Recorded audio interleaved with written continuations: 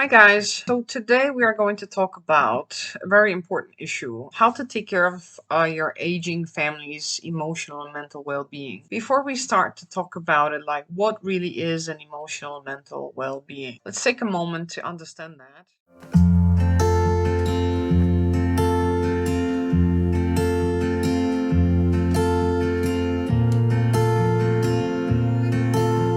And how do you recognize they need help with their mental well-being? For example, when they're not in a good mood, when they are aggressive, when they are sad, when they are down, when they have lost appetite, when they don't feel like doing much, when they're demotivated, when their physical appearance is off and they look neglected, when they feel lonely, forgotten. Any or all of those symptoms can become signs of poor mental condition. So what are the things that you can help to deal with depression and loneliness, and how can you take care of their mental well-being? One of the first things to realize is that what you eat and nutrition actually hugely influences the way you feel, also mentally. And I know that in today's world, the nutrition is the base for all problem fixing. And you might think, oh, this is just another thing, like something you hear. But it really is the bottom for for the mental health as well, because if you are lacking certain vitamins or minerals, then you're going to be, when you don't have this proper balance in your body of all the things that your body needs, that you're going to be feeling worse. Your brain chemistry isn't right, you're going to be feeling worse, and you might feel that those deficiencies make you feel not well mentally. And actually, few people know that there is a connection between nutrition and depression. A lot of people know that there is a connection between nutrition and physical illnesses, but not a lot of people realize that the same thing goes for mental illnesses and for mental health. And I wanted to talk to you a little bit about what the most common nutritional deficiencies are with seen in patients that have mental disorders, depressions, and so on. And one of the first things is omega 3 and omega 6s, fatty acids. Another thing is vitamin Bs, and especially vitamin B12, minerals, amino acids, vitamin D. Is a natural antidepressant. What I would recommend is that you make sure that your elderly go to a doctor and get a blood test, and they have all those things checked up. And if their levels are too low, they get supplements to fill them up and make sure everything is balanced. And the doctor will also tell you exactly what you can check in the blood test, and checking it with your doctor is really key to then be able to see what they need help with, and what supplements they can take, and what change in the diet and in food, in their nutrition, they need to make. A second step is to try to get medicine, because mental health, just like, if you have a depression or any other mental disorder, it can be healed and supported, and you can go through it a lot different than when you don't do anything at all. Not to mention, it can have dangerous results if it's not being taken care of. And so, just like for you, for example, have pneumonia, or you have bronchitis, or any other problem that or flu, and you take ibuprofen or something to ease your fever or pain or coughing. Same thing when you go through a mental disease. You also need some support to help you get through this easier and to cure you, basically. So, when we are talking about medicine, one of the first things that I wanted to mention is homeopathic medicine, whether this is homeopathic syrup or most likely globally. Not everybody believes in it, and if that's you and you're a strong disbeliever, that's fine. Then just move on to the next thing.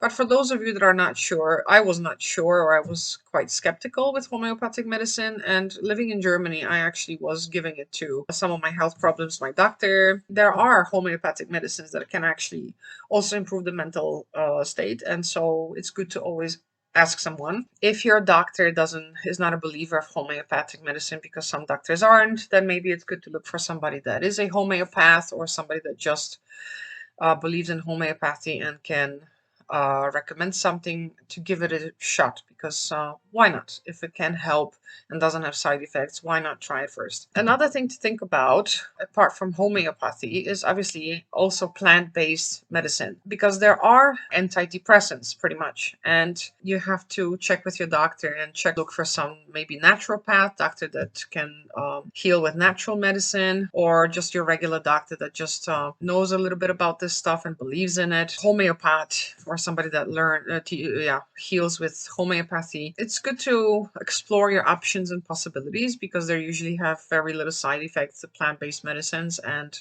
they really do help. And so the antidepressant plant-based medicines that I know of are, for example, Johanniskraut in Germany. This is a plant called Johanniskraut. This is St. John's wort plant medicine. This is a quite a good antidepressant, and a lot of people say it's very good. And same thing, ashwagandha. This is another plant. I believe it comes from India. So, but this is something you have to ask your doctor. I'm just giving you some ideas and some possibilities that I know of that are existing out there. Another thing that I would recommend, especially when comes to women, is checking the hormones with your doctor. Especially for women, this can be an issue with mental health, and this is not only when you give birth, but also when you go through menopause, and this can cause a lot of different like emotional and mental conditions that can find its root in hormones and balancing the hormone levels. So this is quite important also to take a look at and get tested on, also from your blood. And lastly, I wanted to also mention to you chemical medicine. I understand that mental health can be neglected, and you maybe think that it solves on its own, like, oh, she doesn't feel good but she'll be fine, or he doesn't feel good but he'll be fine in some time. He might be, but it's just like going through any other disease. Helping it is going to make him go through it easier, and it will uplift them and make them feel better. Mental health is just as important as physical health. People often neglect it, and it shouldn't be neglected, right? So doctors should get involved and diagnose what the problem is. Consider a chemical drug also as an option, because it is okay to go through a depression, and it is okay to take medicine for it and feel better. And it's a sickness just like any other, and it can be treated, and it should be treated. Another thing is, if they need to, sometimes a talking therapy is a great support in healing from a bad mental or poor mental condition. And speaking with a psychologist can really help. Thing number two, having something to do, or in other words, activities. So one of the things that really makes all of us motivated and feel normal and energetic and good is having something to do, actually. Having an appointment, having a reason to leave the house, to have somewhere to go, to have a schedule, to feel like you need to be somewhere, feel like you need to do something. So a couple of things that I can recommend that you make this come true for seniors is, for example, like if you get them involved in some local community club. Yeah, they usually offer a bunch of different activities for different age groups, also for seniors. This could, for example, be like, I don't know, some manual crafts for women class, some chess club for men, or poker club, or cooking classes, or book club, painting club. It could be a nutrition class. It could be whatever is available in your club that they would enjoy doing. But it gives them the reason to get out of the house, to have something regular in their schedules, meet with other seniors, their peers, maybe, have a group or other people to relate to and feel like they can belong somewhere again. This is really an anti-loneliness pill, right? To have something to do. Some other things, like if they take up a hobby, or maybe they like gardening, if they have a garden, if they can afford, then enjoy life, going to the movies, dinner, opera, traveling, having little field trips, maybe with the caretaker, whatever works and whatever budget they have. Another thing is regular movement. Regular movement, like regular physical activity. We need this at all ages in our life. And just because a senior is a senior doesn't mean they're supposed to be sitting and not doing anything. Healthy body needs movement. and especially physical activity in the fresh air. This is really a must. So this is not like an additional thing that you can but don't have to do. This has to happen, and this has to be something you make happen. So this is what the body needs to function properly, especially with depressions and like mental health states. Like you want to make sure that your brain has enough oxygen and you go in the fresh regularly.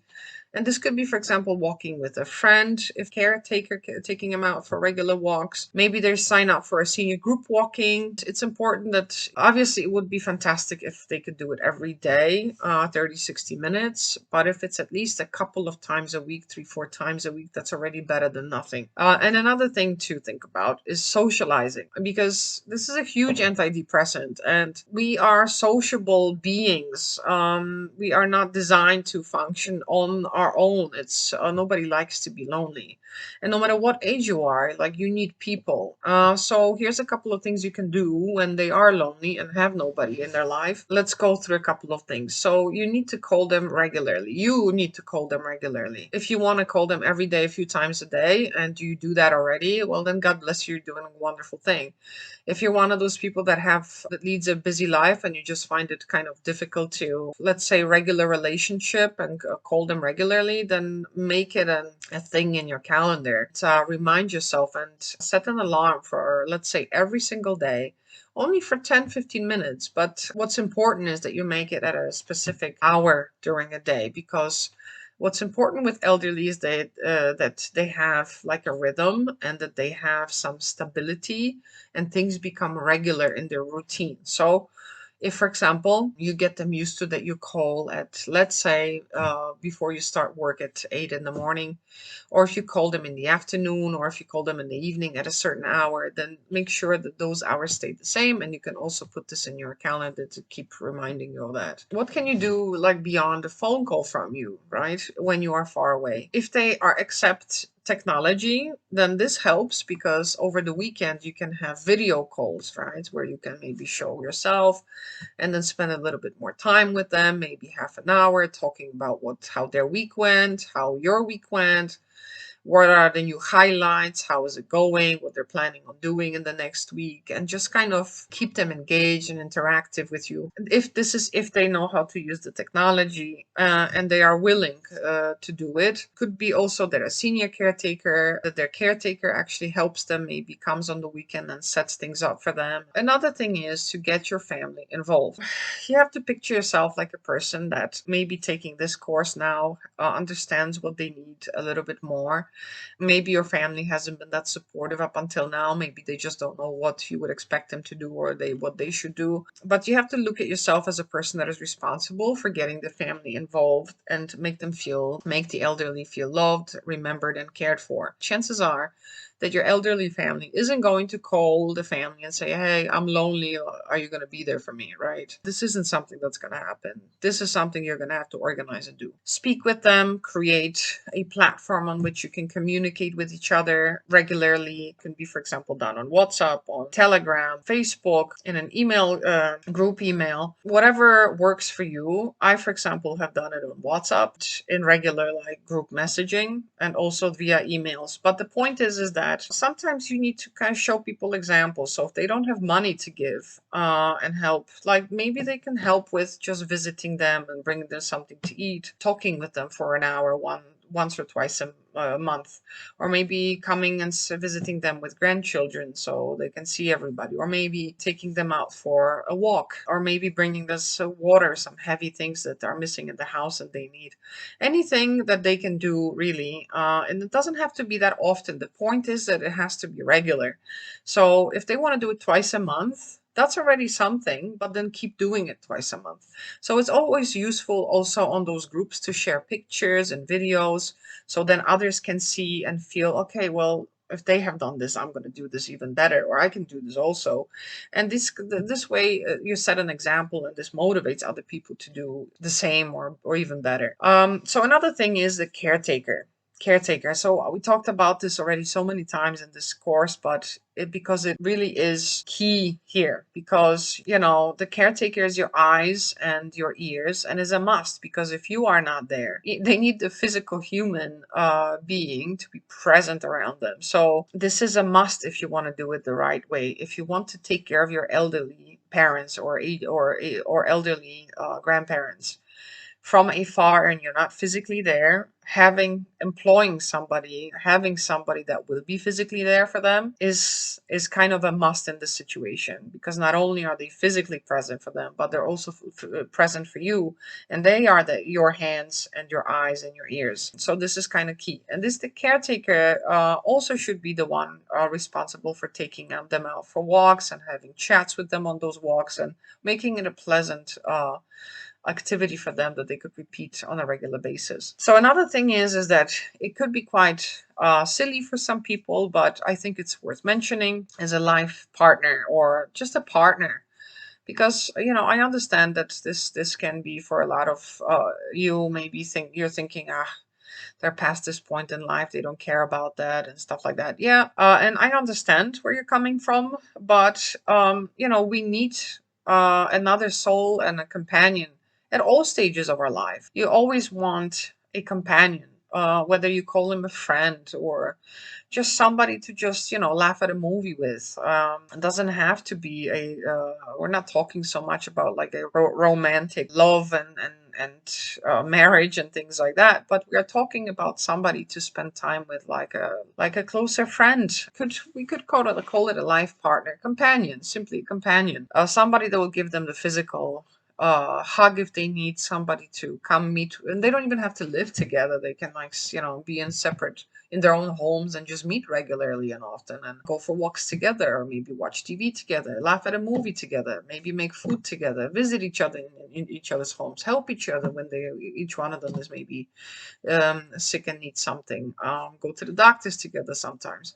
Whatever that would be, that's a very powerful antidepressant, to have somebody there for you and not feeling lonely anymore. The way you can look for something, for somebody like this for them, because they most likely will not do this by themselves. So once again, you have to do this for them. I would suggest there are applications, and for seniors as well. Try to look for those. Try to even look in those community centers or places like that, where you can also do a little advertisement that you're looking for somebody for your mother, your father, your grandpa, or your grandmother is alone, just somebody to spend time with and be with. And another thing, friends, somebody, like, belonging to a group of peers. At any stage of life, we need to have friends and people around us. This is a major antidepressant. If they feel depressed and demotivated, they will not do this job themselves. This is not enough that you will just tell them you should get some friends and you should get out of the house. It's not going to happen. If you want them to get friends and get out of the house, that you're going to have to do the job for them. So by assigning them up to classes like we talked before in some local community club and stuff like that, I'm sure this is already a good way for them to meet other seniors and perhaps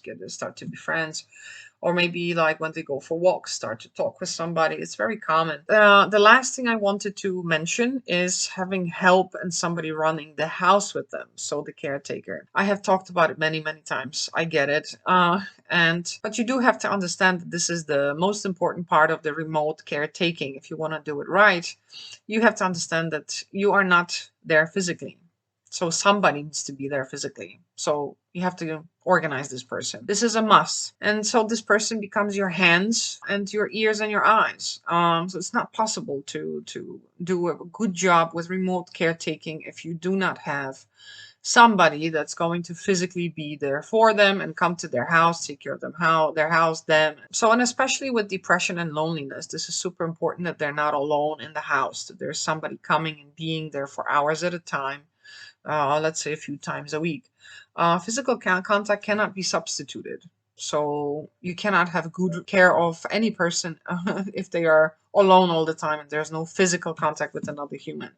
This has to be present. And if it's not present from you, it's got to be present from somebody else. Somebody that will just come regularly, change them, help them, with whatever, feed them, take them out for walks, care for them, show them warmth, hold them, some to hold their hand, whatever they need, because this person kind of becomes like a family member. Remember, this is a must. And a really huge part of them not feeling lonely and alone or neglected and abandoned is having this person actually do the job and being there. The last thing that I wanted to mention, which kind of sums up this chapter altogether, is that you really have to treat this chapter seriously, and understand that they need help with all those things, okay? Because the chances are that if you won't do this for them, they will not help themselves and nothing in their life will change. And mental health is not just a mood you're in. It affects the way you think, the way you act.